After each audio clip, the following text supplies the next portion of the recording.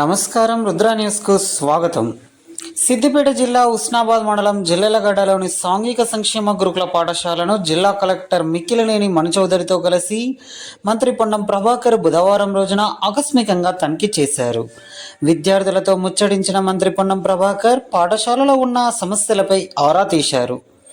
రెగ్యులర్గా క్లాసులు జరుగుతున్నాయా లేదా అని, ఉదయం టిఫిన్, మధ్యాహ్నం, రాత్రి ఆహారం ఎలా ఉంటుంది అని విద్యార్థులను అడిగి తెలుసుకున్నారు. వంటగదికి వెళ్ళి గది పరిసరాలను, అప్పుడే వండిన ఆహారాన్ని, కూరలను పరిశీలించారు. విద్యార్థులకు నాణ్యమైన ఆహారం అందించాలని, నాణ్యత విషయంలో ఎక్కడ రాజీ పడకూడదని తెలిపారు.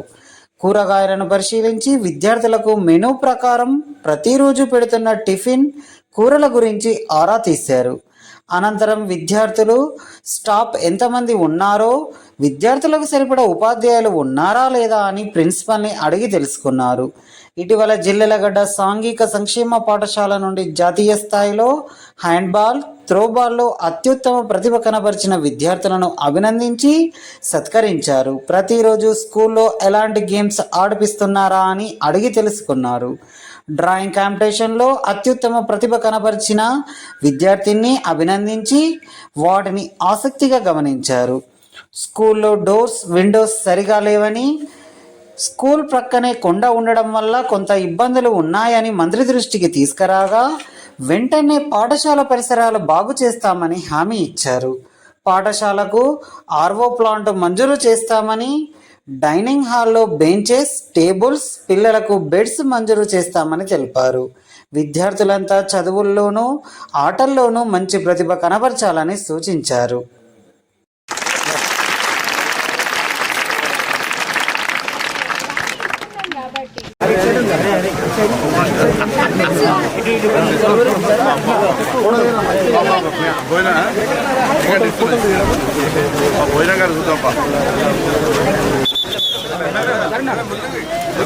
కలెక్టర్ లెక్క ఎట్లయితారు, పొలిటీషియన్ లెక్క ఎంతమంది అవుతారు? కలెక్టర్ అవుతారా, పొలిటీషియన్ అవుతారా?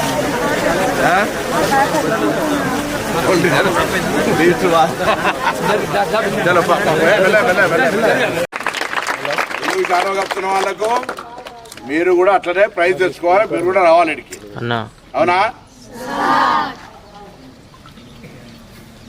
రైట్. ప్రిన్సిపాల్ గారు చెప్పినట్టుగా కలెక్టర్ గారు మేము మీకు సంబంధించిన ఇష్యూస్ అని రాసుకున్నాం.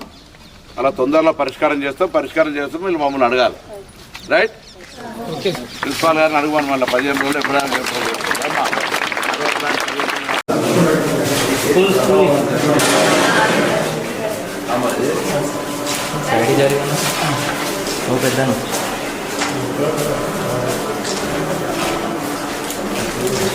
నిన్న వస్తాయి కానీ ఒకపోతున్నా 20 రోజులు మనం అక్కడ ఉన్న హాస్టల్ అట్లే ఉన్నాయి.